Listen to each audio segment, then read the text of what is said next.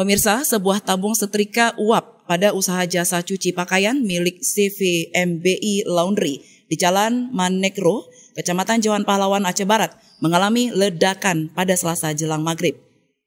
Peristiwa tersebut menyebabkan 5 pekerja dan 1 balita terpaksa dilarikan ke Rumah Sakit Umum Daerah Cut Nyak Dien Melabuh akibat mengalami luka bakar yang cukup parah.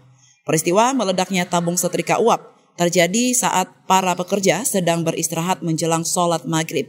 Diduga pipa tabung setrika uap tersebut lupa dimatikan hingga akhirnya meledak secara tiba-tiba.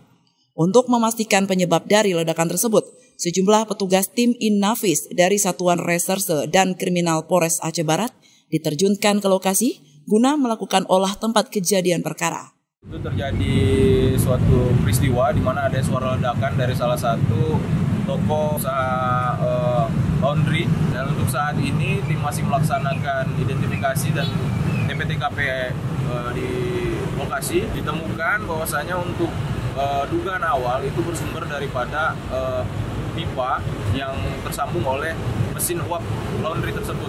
Untuk korban saat ini sudah kita larikan ke rumah sakit untuk tindakan pertolongan awal, dan luka-lukanya pun luka-luka daripada serpian-serpian daripada pipa tersebut.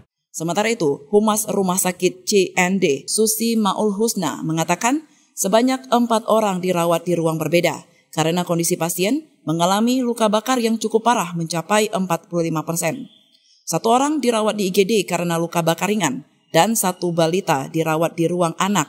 Semua korban merupakan perempuan. Ini yang 1 masih dalam tahap observasi di IGD karena lukanya hanya luka bakar ringan di tangan.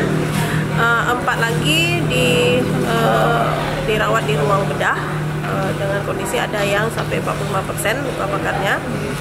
1 lagi pasien anak saat ini juga dirawat di ruang anak. Semua perempuan. Sementara yang diobservasi yang bisa dibolehkan pulang luka bakarnya ringan.